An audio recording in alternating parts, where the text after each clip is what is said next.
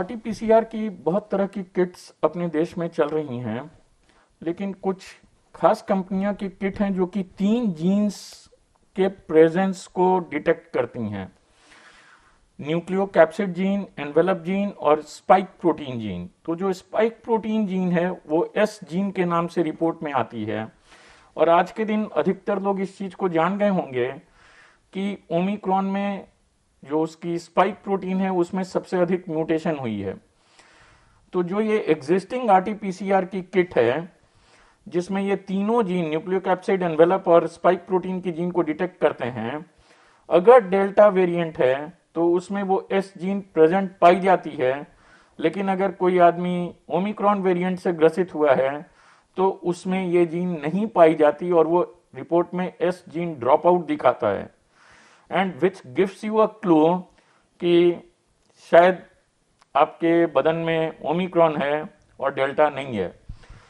और यह जानना इसलिए जरूरी हो जाता है क्योंकि दोनों के ट्रीटमेंट में कुछ फर्क है हमारे देश में, दवा की अवेलेबिलिटी को लेकर के भी।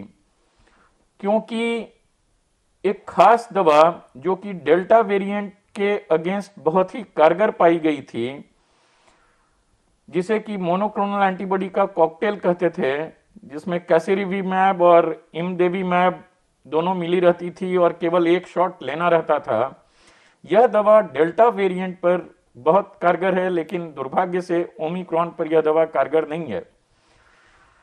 और यह दवा हमारे देश में अवेलेबल है। लेकिन अब अगर हमें नहीं पता है कि मैं ओमिक्रॉन से सफर कर रहा हूं या डेल्टा से सफर कर रहा हूं, तो यह बिल्कुल एक चांस लेने वाली बात हो जाती है कि हम लोग यह दवा लें या नहीं लें। यहां मैं यह एक चीज इंफेसाइज करना चाहूंगा कि हर इंसान जो कोविड से सफर कर रहा है उसको यह दवा लेने की दरकार नहीं है। कुछ खास लोगों को ही यह दवा लेने की दरकार होती है, जिनमें कुछ कोमॉर्बिडिटीज हैं, जिनमें रिस्क है कि इनको आगे चल करके सीवियर इलनेस हो सकती है या हॉस्पिटलाइजेशन या डेथ का खतरा रहता है। जैसा मैंने बताया कि डेल्टा पर यह मोनोक्लोनल एंटीबॉडी का कॉकटेल कैसिरिवीमैब और इमदेवीमैब का कॉकटेल काफी कारगर है। यह ओमिक्रॉन पर कारगर नहीं है। ओमिक्रॉन के लिए जो मोनोक्लोनल एंटीबॉडी मार्केट में आई है वो सॉटोरुवीमैब है, जो कि अपने देश में अवेलेबल नहीं है। यह अमेरिका में अवेलेबल है, वहां भी बहुत ही लिबरली नहीं मिल रही है। बट समहाउ अगर आपको पता चल जाए कि आप डेल्टा वेरिएंट से सफर कर रहे हैं और आप क्वालिफाई करते हैं इस मेडिसिन को लेने के लिए, तो आपके लिए जो अपने देश में मोनोक्लोनल एंटीबॉडी का कॉकटेल है वह बहुत कारगर है और जरूर लेना चाहिए।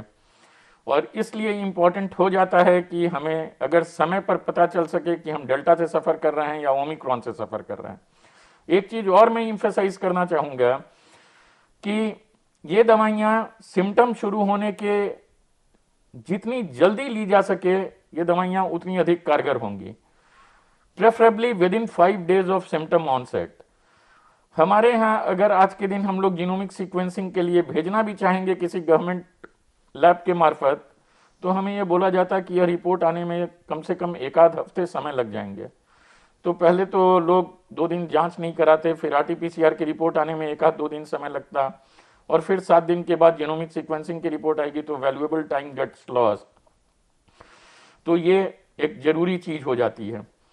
दूसरी एक और दवा, सिंस ये एक वायरल बीमारी है तो लाजमी है कि लोग सोचेंगे कि कुछ एंटीवायरल होना चाहिए जिससे कि फायदा हो सके। ओमिक्रॉन के अगेंस्ट एक एंटीवायरल कॉम्बिनेशन जो कि पैक्सलोविड के नाम से आई है, वो अगेन हमारे देश में अवेलेबल नहीं है। तो जब हमारे देश में पैक्सलोविड नहीं अवेलेबल है या सॉटोरुवीमैब नहीं अवेलेबल है, तो हमारे पास ऑप्शन क्या बचता है? हमारे पास ऑप्शन है रेमडेसिविर का और मोलनुपिराविर का।